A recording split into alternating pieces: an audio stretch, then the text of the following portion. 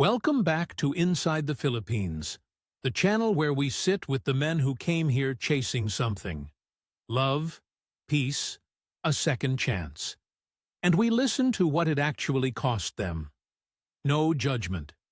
Just the truth, told plain.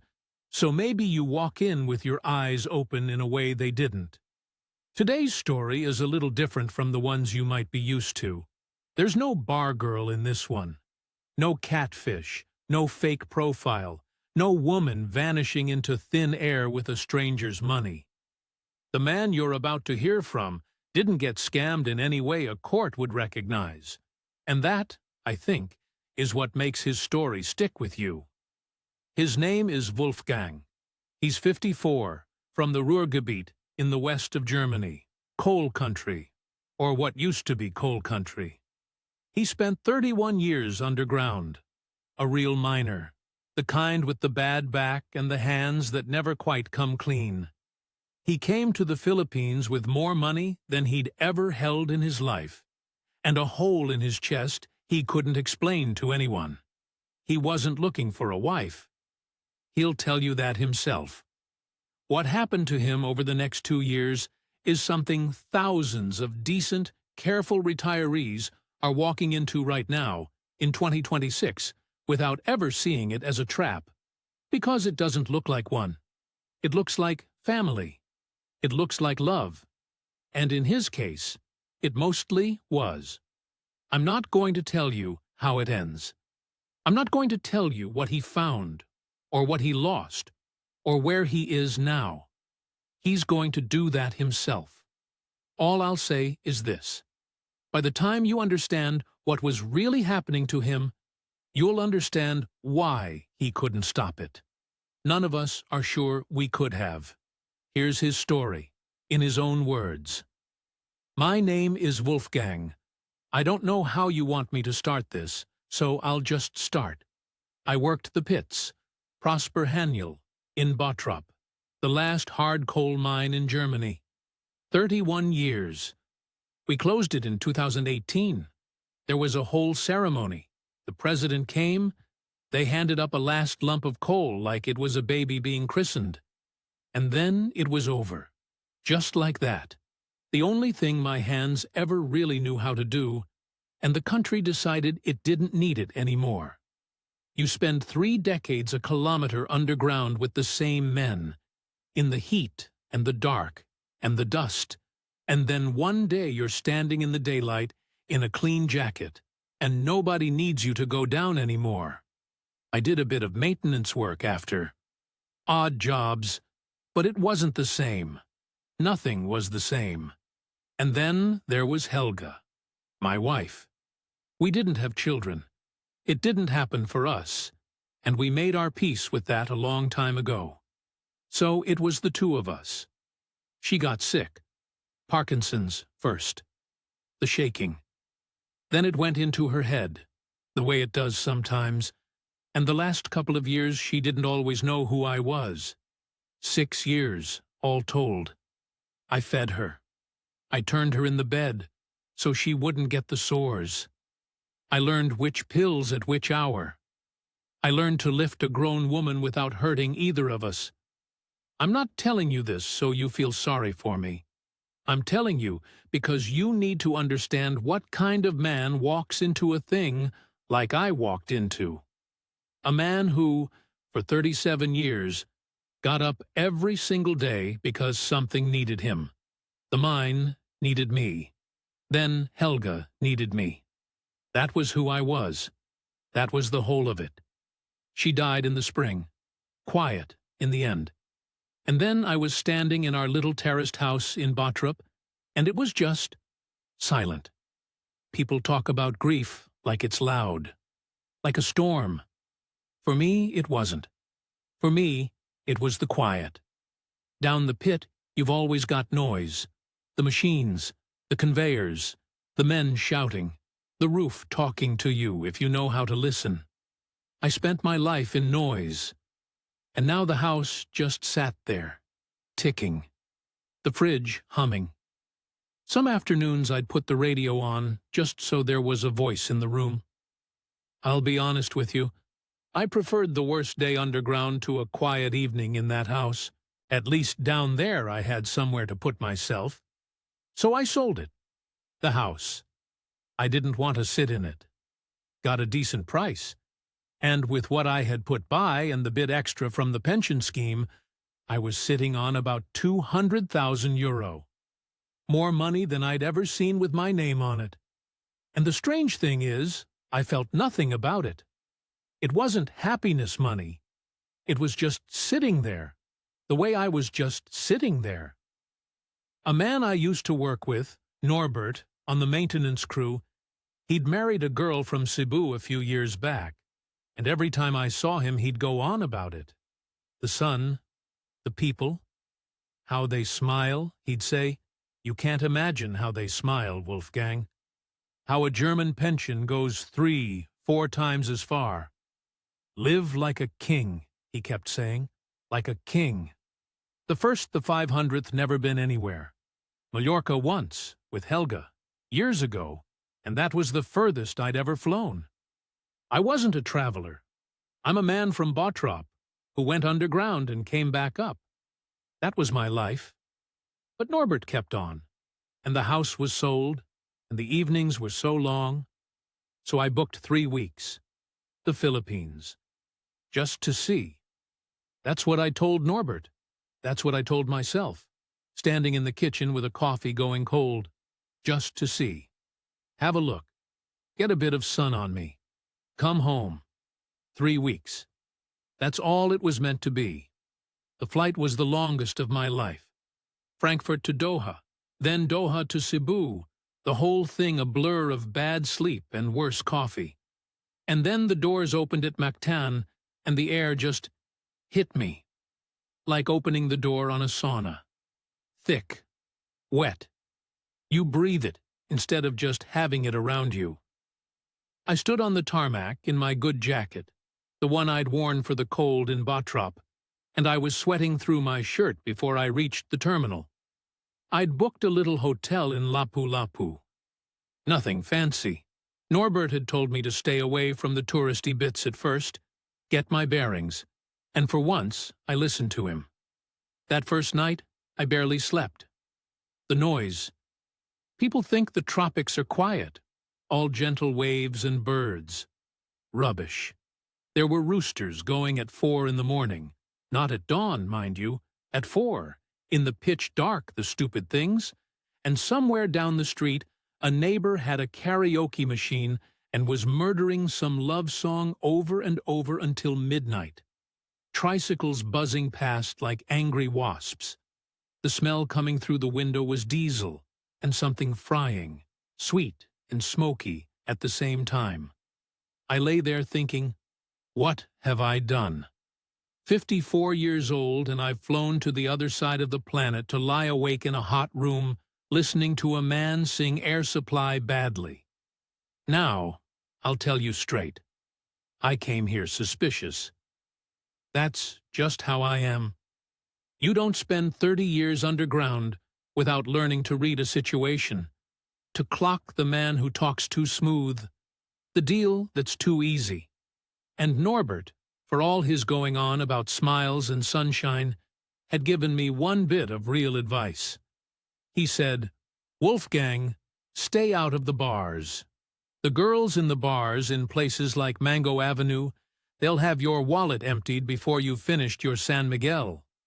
He wasn't wrong, from what I saw later, so I'd braced myself for all of it. Hustlers, hands in my pocket. I half expected someone to try it on the minute I stepped outside. But I'm a cheap man. I'll admit that freely. My Helga used to laugh at me for it. 30 years, and I still turned the lights off behind her in every room. So I wasn't about to eat in the hotel restaurant at hotel prices. Second day, I walked down the road and found this little place. A carinderia, they call it. Basically a few plastic tables under a tin roof. A glass case with the day's food sitting in metal trays. Adobo, some fish, rice, vegetables I couldn't name. You point at what you want. 40, 50 pesos a plate. That's less than €1. I thought, this is more like it. And that's where she was, behind the till. Maravich, 38, though I didn't know that yet. She ran the front of the place for her aunt, who did the cooking out the back. No makeup that I could see. Hair tied up. A plain shirt with a bit of flour or something on the sleeve. She wasn't done up the way the girls in the bars are, all painted and shining. She just looked like a woman who worked. The first day I pointed at the wrong thing. I thought I was getting the chicken, and I got this stew with little intestines in it. I learned later.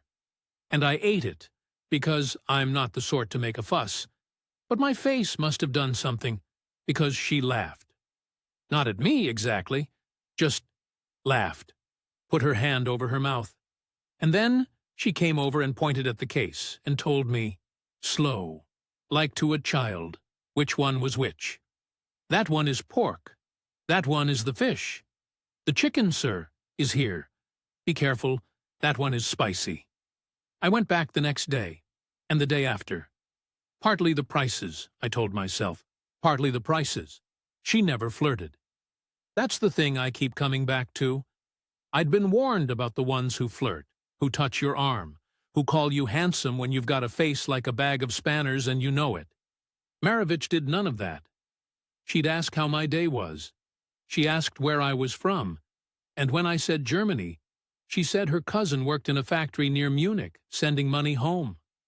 We talked about the weather, about how I couldn't sleep for the roosters. She thought that was very funny. The big German defeated by chickens. One afternoon it was slow, and we got to talking properly. She told me her husband had died. Some years back, a motorbike, a hobble-hobble accident on a wet road, the way half the men out here seem to go. She said it plainly, no tears, no playing for sympathy. And I told her about Helga. I don't know why. I hadn't told anyone, really, not the whole of it. But I sat there in this tin-roofed place, with the fan pushing the hot air around, and I told this woman I'd known a week about the 6 years, the Parkinson's, the turning her in the bed. And she didn't say anything stupid. She didn't say, I'm so sorry for your loss, like a card. She just nodded and said, you took care of her. That is a good thing, what you did. That is a hard thing. You took care of her. I'm not ashamed to tell you I had to look out at the street for a minute after that. She talked about God a fair bit. The Lord's timing. His plan. Now, I'm not a churchy man. My mother dragged me to Mass as a boy, and I'd not been since the funeral. But the way she said it, it wasn't preaching. It wasn't a sales pitch. It was just how she saw the world. The way I see the world as a series of things that need fixing. She invited me, that second week, to come to Mass with her. The Santo Niño Church in Cebu City, this huge old place, packed, hot, everyone fanning themselves with whatever they had. I didn't understand a word, but I stood when they stood and sat when they sat. And afterward, we had halo from a stall outside, this mad dessert with the shaved ice and beans and a scoop of purple ice cream on top. And she laughed again at my face. 3 weeks. That's all I had. And on the last few days, I noticed I was dreading the flight home. Not the flight. The house. The quiet house with the humming fridge. I'm a careful man. I keep telling you that. But I think a careful man with a hole in him is more dangerous than a foolish one, because he can build you a whole reasonable argument for the foolish thing he wants to do. So before I flew out, sitting in that little place with a plate of rice going cold, I asked her if I could come back. And she looked at me a long moment and said, if it is God's will, why not? And I went home to Bottrop, and I lasted about 9 days before I was on the website, booking the next flight. The second trip, I stayed 2 months. That tells you something already, doesn't it? A man who'd booked 3 weeks just to see was now boarding a plane with a 2-month plan and no return date he was sure of. I'd told myself all sorts of sensible things in Bottrop, that I'd take it slow, that I'd keep my own room, that I'd not be one of these silly old fools. And the first two of those I actually did. The third, well, I rented a little place this time instead of the hotel. A studio in a small block near the Carinderia, P 18,000 a month, about $290. Cheap by German money, and it had aircon and hot water and a view of a basketball court where the local lads played until all hours under one flickering light.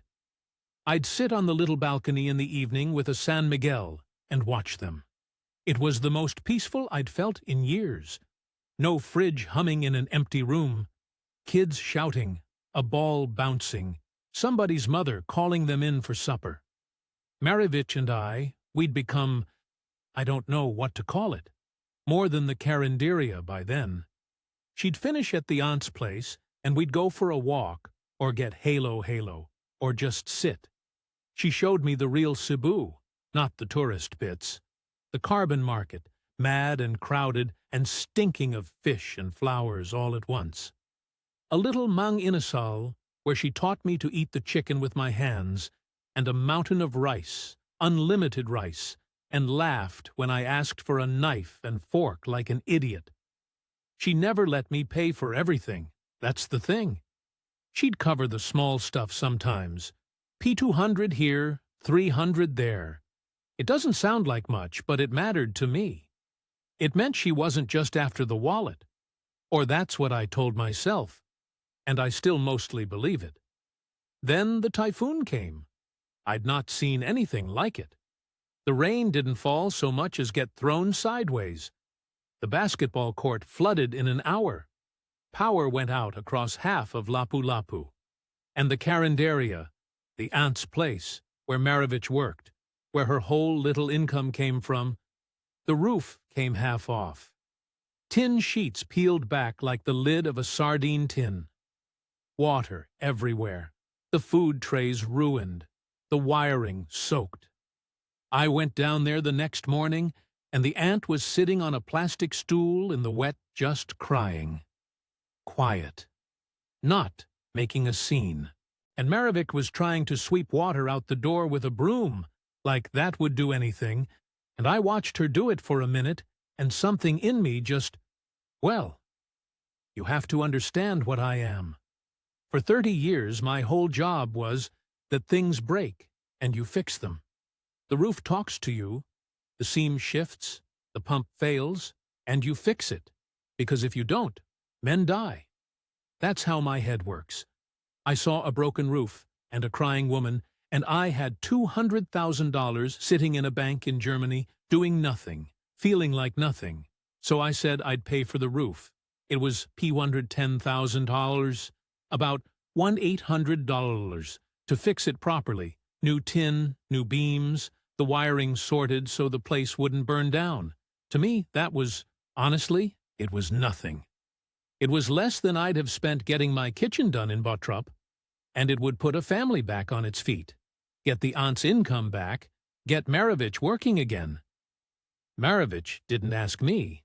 I want to be clear about that, because it matters. She didn't come to me with sad eyes and a number. I offered. She actually said no at first. She said, "Wolfgang, this is not your problem. You are a guest." And I said something like, "What's the point of having it if it just sits there?" And she went very quiet, and then she cried, and she said in this small voice, "You are a blessing. God sent you here. I prayed, and He sent you. God sent you here. I'm not a believer, like I told you. But a man who's been needed by nothing for 2 years hears a thing like that, and it goes into him like warmth into cold hands. To be a blessing. To be the answer to somebody's prayer. After the pit closed and Helga died, I'd felt about as useful as a spent battery. And here was this good, decent woman telling me God had sent me. Telling me I mattered. The aunt, when the roof was done, she took both my hands in hers, these tiny worn hands, and she wouldn't let go, and she kept saying, Salamat, Salamat, Kuya, calling me Kuya, which means older brother, sort of. Family. And there was this look on her face. Gratitude isn't even the word. It was like I'd raised someone from the dead. I learned the word later, utang na loob. There isn't really a German for it, or an English one. People translate it debt of gratitude, but that's too thin. It's deeper than that. When someone does something big for you here, helps your family in a real way, you're bound to them, and they're bound to you, and it goes both ways, and it doesn't end. It's not a transaction you settle. It's a thread that ties two families together. At the time, I thought it was a beautiful thing. I thought, these people understand loyalty in a way we've forgotten back home. And here's the part one have to be honest about. Because if I'm not honest, there's no point in any of this. None of them tricked me into that roof. Not Maravich, not the aunt. A real typhoon, a real broken roof, a real crying woman. The need was true. Every bit of it was true. But I'd just done something. I'd shown them what I was, and what I had, and what I'd do with it. I'd shown them that when something broke, I'd reach for my wallet and feel good doing it. I think about that a lot now. The aunt holding my hands. The word Kuya. How much I liked being Kuya. Should have seen what I was teaching them about me. Didn't. I was too busy feeling useful for the first time in years. By the third trip, I'd stopped pretending it was about the sunshine. I went back in the autumn of 2024, and this time we were, properly, a couple. I'd met the family by then, and I want to say something about that, because I'd read enough on the forums before I came to know the rule everyone repeats. Meet the family before you commit. So I did. I thought I was being clever. I thought ticking that box meant I was one of the careful ones. What nobody tells you is that meeting the family isn't a safeguard. It's an induction. They lived up in the hills outside Cebu, a couple of hours on bad roads, the jeepney grinding up switchbacks with chickens in baskets and a sack of rice on the roof. A barangay you'd never find on a map. Maravich's mother, her two younger sisters, a brother, and a swarm of kids belonging to people whose exact relation I never fully worked out. Nieces, nephews, cousins. The house was a bahay kubo with a concrete bit added on the front, a tarpaulin for half the roof, a single bulb, a karaoke machine that somehow had pride of place even though the roof leaked. And they were lovely to me. That's the honest truth. They killed a pig. An actual pig, lechon, turning on a spit over coals all afternoon, the skin going the color of varnish. For me, the whole barangay seemed to know the Kano had come, and there was this, I'll call it pride, on Maravich's face, walking me through. Like she'd brought home something that lifted them all. The mother took my hand and pressed it to her forehead, this gesture they do, mano, a blessing thing, calling me Kuya again. Anak, even. Son. I sat there with a plate of lechon and rice and a warm red horse, and I thought, this is what I lost when Helga died.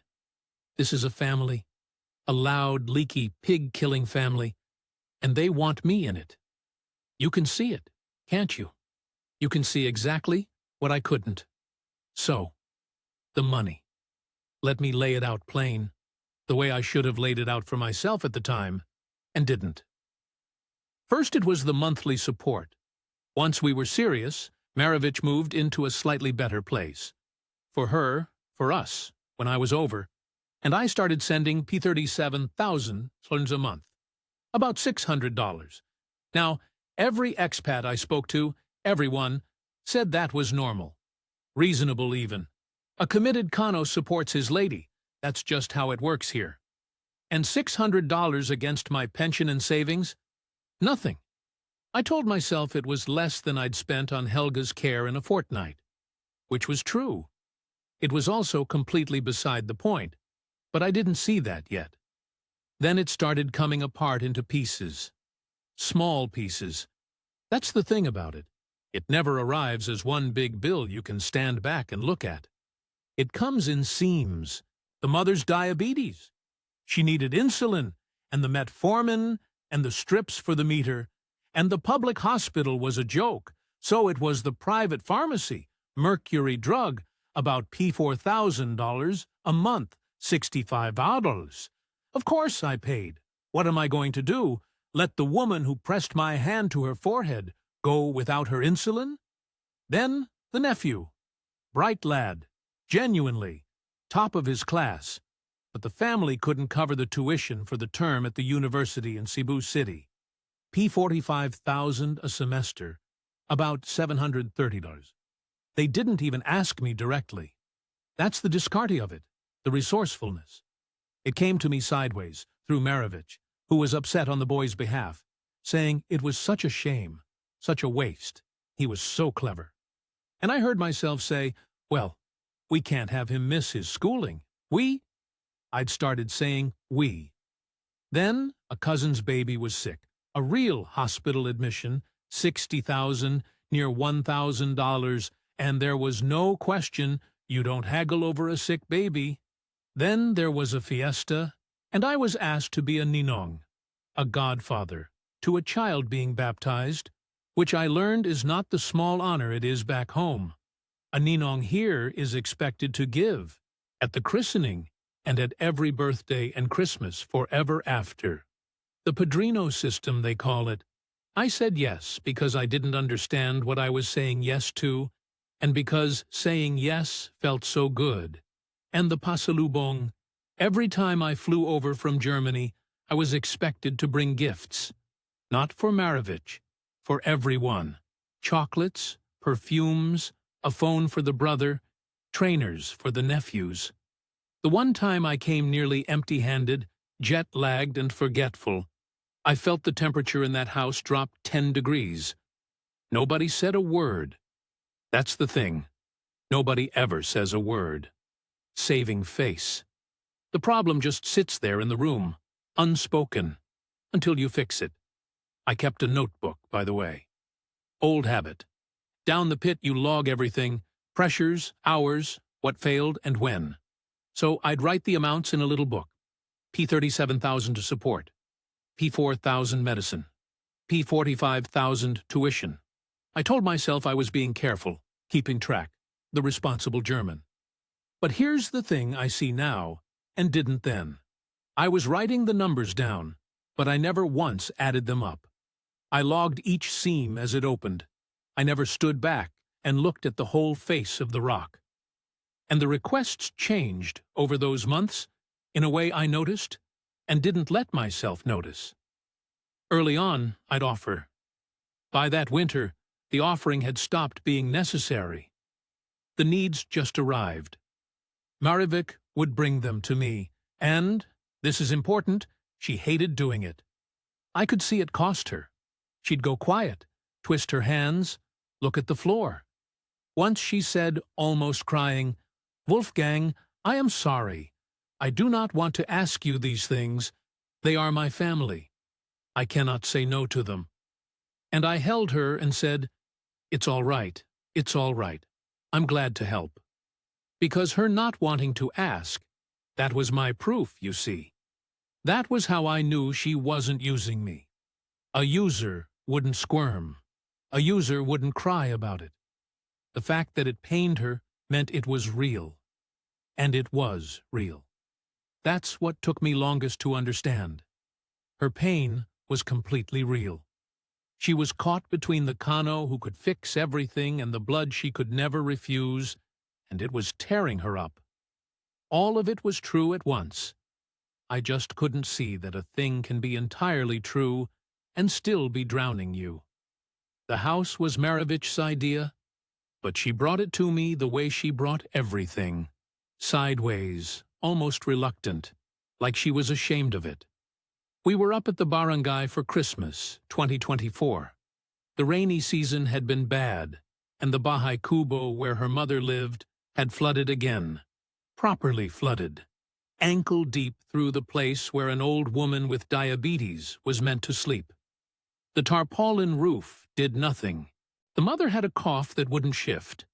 And Maravich was beside herself. And one evening, sitting outside with the rain hammering and the karaoke going next door regardless, she said very quietly, "I worry she will die in the wet, Wolfgang.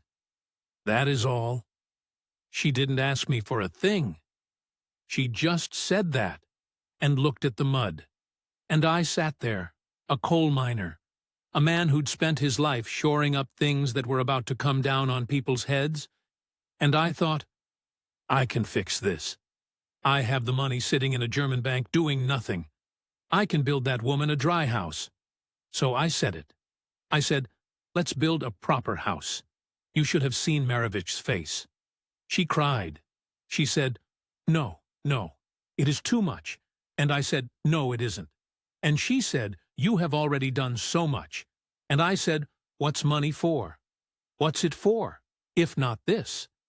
Now here's where I have to tell you the part that the expats all warned about, and that I knew, and did anyway.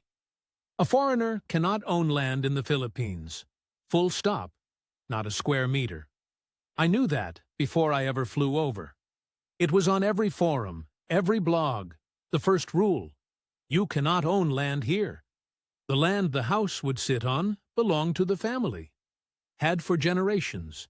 So the house I was going to pay for would be built on land that wasn't mine and could never be mine. And it would be, legally, theirs. In Maravich's name or her mother's. Mine in no sense a court would ever recognize. I told myself the usual things. That it didn't matter because we were going to be married. That a house for the family I was joining wasn't a loss. It was a home.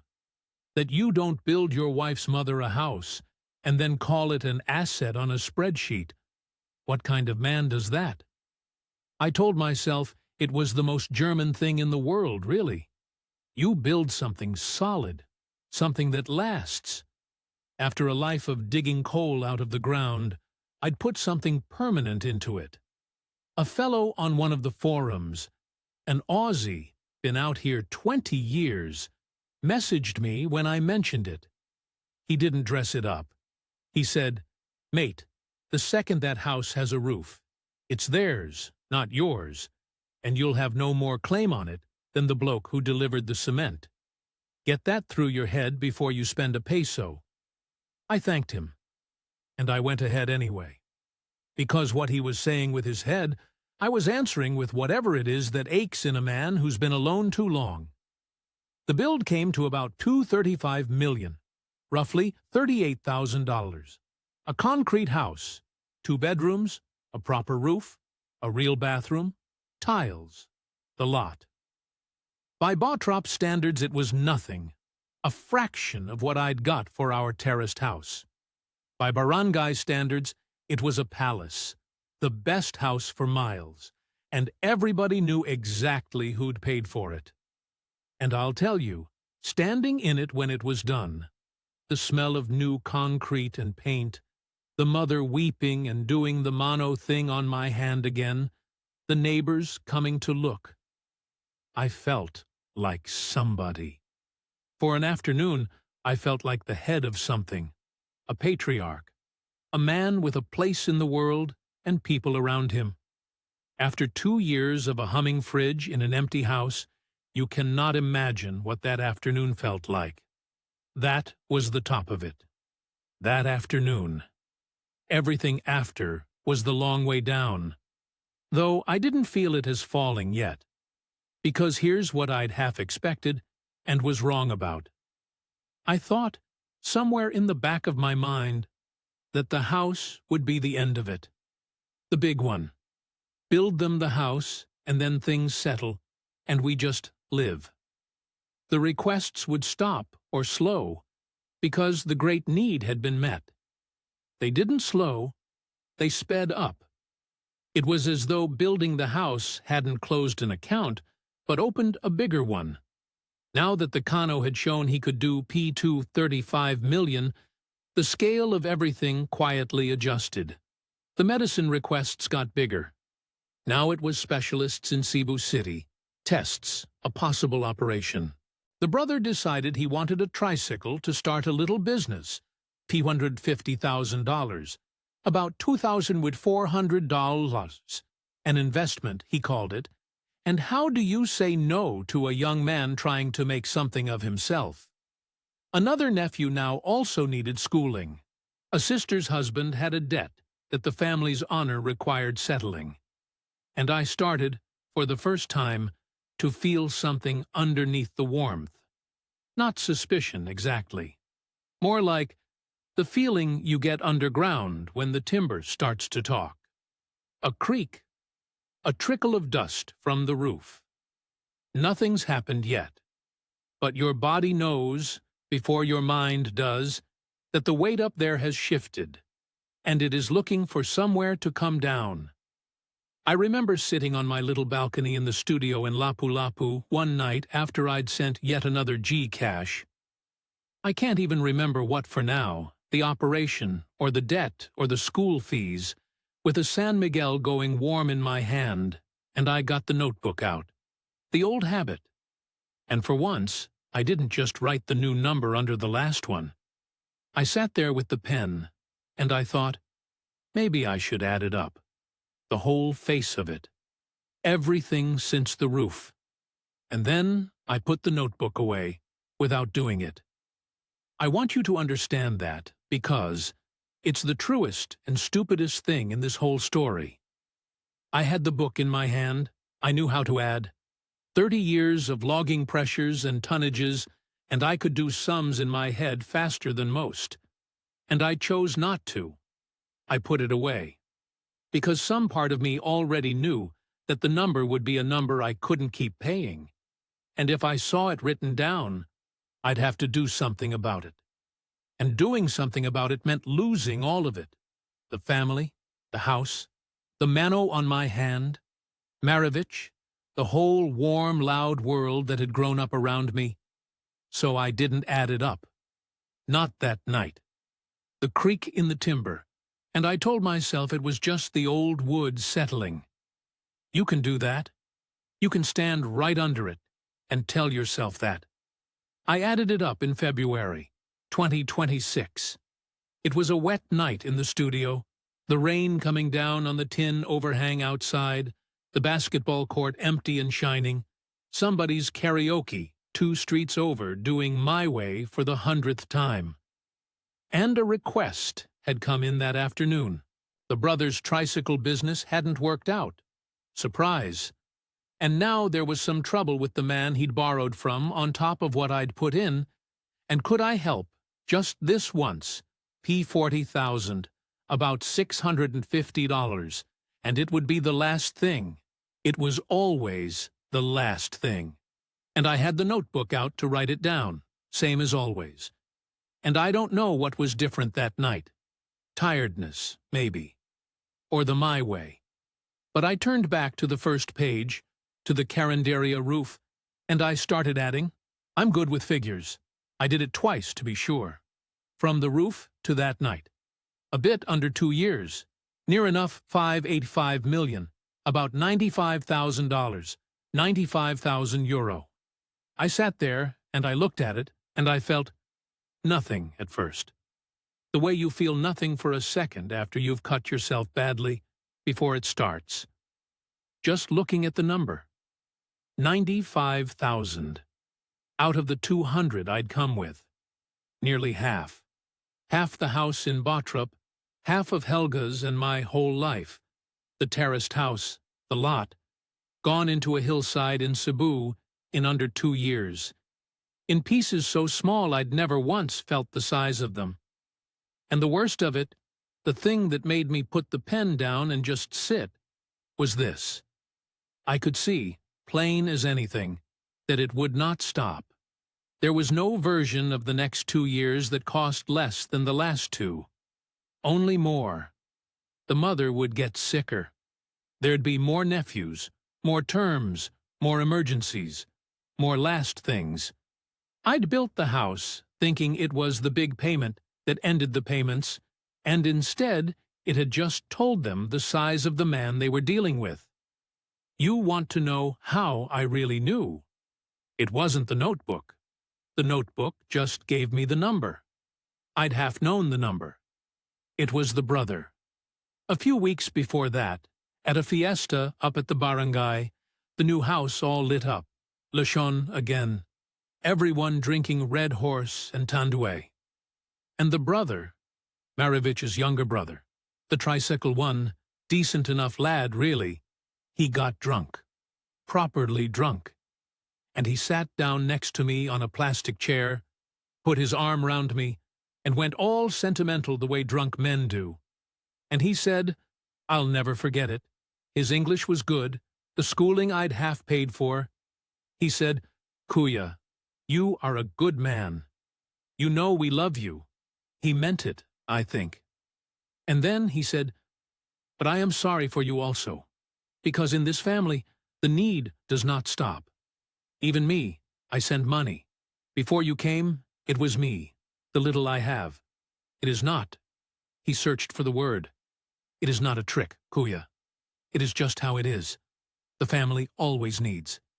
And now it is you. It is not a trick. It is just how it is. And he wasn't being cruel. That's the thing you have to understand. He was being kind. He was the only one in 2 years who'd told me the truth. And he only did it because he was drunk and fond of me, and a bit ashamed. He was warning me. One man who'd been the family ATM before me, warning the man who'd replaced him. I think about that boy a lot. More than I think about Maravich some days. I didn't say anything to him. I just sat there with my Red Horse and watched the new house lit up against the dark hillside, the house I'd paid for and would never own, full of people who loved me and would bleed me white, without a single one of them ever meaning me harm. I did speak to Maravich. Not that night. A few days after, back down in Lapu-Lapu, quiet, just the two of us. I didn't shout. I'm not a shouter. I just told her the number. 95,000.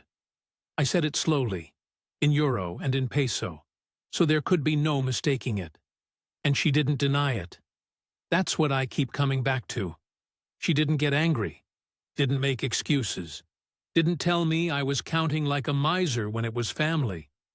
She just looked at the floor, the way she had that very first time at the Carinderia, and she started to cry, properly. Not the performing kind, her shoulders going, and she said, I know, Wolfgang. I did not want this for you. And then she said the thing that finished it, because it was so honest. She said, but I cannot tell my mother no. I cannot tell any of them no. You are asking me to choose, and I cannot choose. They are my blood. She wasn't lying. Not one word of it was a lie. She did love me. I believe that now as much as I did then, maybe more. And she could not, would not ever put me ahead of the people she'd been born owing. Both things were true. They sat there in the room together, both completely true. And between them they left no room at all for me. I'd come halfway round the world to be needed. And I'd found a place that needed me all right. Needed me like the pit needed timber. To hold up a weight that was never ever going to get lighter, until the timber gave. That was the night I understood I was going to leave. Not in anger. There was nobody to be angry at. Just the timber knowing, finally, what was being asked of it. I flew home in the spring of 2026, April. I didn't do a runner. I want that on the record, because I've read the forums where men brag about it. Blocked her number, changed the locks, vanished. I couldn't have lived with myself doing it that way. And anyway, it would have been a lie about what it was. So I told her. I said I was going back to Germany. and I wasn't going to keep sending the money. And I didn't think I could be what the family needed me to be, because what they needed was a well that never ran dry, and I was a man, not a well. She didn't fight me. That was almost the hardest part. If She 500 raged, if she'd called me a tight-fisted old Kano, I could have left angry. And angry is easy to carry. Instead, she just cried, quiet, and said she understood, and that she was sorry, and that she would pray for me. And the terrible thing is, I believed every word. I still do. The house, the concrete house I paid Pau 35 million for, I will never see again. It's hers, or her mother's, on land that was never mine. And that's the law. And I knew the law going in. I don't even feel cheated about it exactly. You can't be cheated out of something you were told 100 times you'd never own. I just chose not to hear it. The Aussie on the forum was right to the letter. The day it had a roof, it stopped being anything to do with me. So, the tally, since you've sat with me this long and you've earned the honest figures. I came with about $200,000. I went home with about $120,000. Call it $95,000 gone over 2 years. The support, the medicine, the schooling, the tricycle, the debts, the fiestas, the house. The other bit was flights, the studio, living. So, not destroyed. Not one of the poor devils who lands back home with nothing and no house to land in. I got out with the bigger half still in my hand. I have that to be grateful for. And I am, most days. But here's what the number doesn't show you. 2 years. I'm 56 now. 2 years of a man's life. The first 2 after his wife died, when he might have grieved her properly, or made friends, or found something to do with his hands again. Gone into a thing that was always, from the roof onwards, going to end exactly here. And the dignity. There's a particular foolishness in an old man who thinks he's the careful one. The one who read the forums. The one who met the family first. The one with the notebook. I had every warning a man could have. I wrote the numbers down myself, in my own hand, and still didn't add them up until it was €80,000 too late. I'm back near Essen now, renting a little flat. I don't have the house anymore, remember? That went years ago. 1 bedroom. And the strange thing, the thing I didn't expect, is that it's quiet again. The fridge hums. No roosters, no karaoke, no basketball, no Maravich finishing her shift. I came home to the exact silence I'd run from. Some nights, I'd take the roosters back. I'll tell you that for nothing. Do I hate her? No. That's what people want, I think. They want me to say she was a monster, and the family were vultures, and I was robbed. It would make a cleaner story. But it isn't true. She loved me. I'm as sure of that as I'm sure of anything. She also could not, ever, put me before her blood. And both of those were true at the same time, every single day. And that's not a scam. That's just 2 different ideas of what a person owes, sitting in the same bed. Mine and hers. Neither of us was lying. We just came from different worlds about it.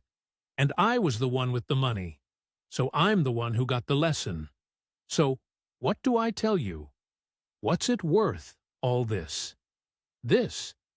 If you take one thing from an old miner who should have known better, generosity with no bottom to it isn't love, and it isn't kindness. It's drowning, slowly, with a smile on your face. The need over there is real. I want to be clear. It is not made up. It is not always a trick. Those are real sick mothers, and real bright nephews, and real leaking roofs. But real need has no ceiling, and your money does. And if you don't set the number yourself, out loud, on paper, before your heart gets a vote, then the need will set it for you. And the need will always, always choose all of it. Set the figure first. Write it down. Put it somewhere your loneliness can't reach it and move it. I never set a figure. I just had a notebook I was afraid to total. Don't be the man with the notebook he won't add up. That's it. That's the whole of what I've got. Well, that, and I still keep the notebook. Force of habit. Last thing in it's that 95,000, twice, in my own writing. I look at it sometimes, not to torture myself, just to remember that I'm the one who wrote every line. That's Wolfgang's story, and like he said himself, there's no villain in it you can point at.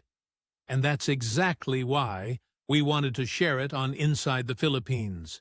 Because the headline you came in on, thousands of retirees going broke in the Philippines in 2026, most of them aren't being robbed at gunpoint.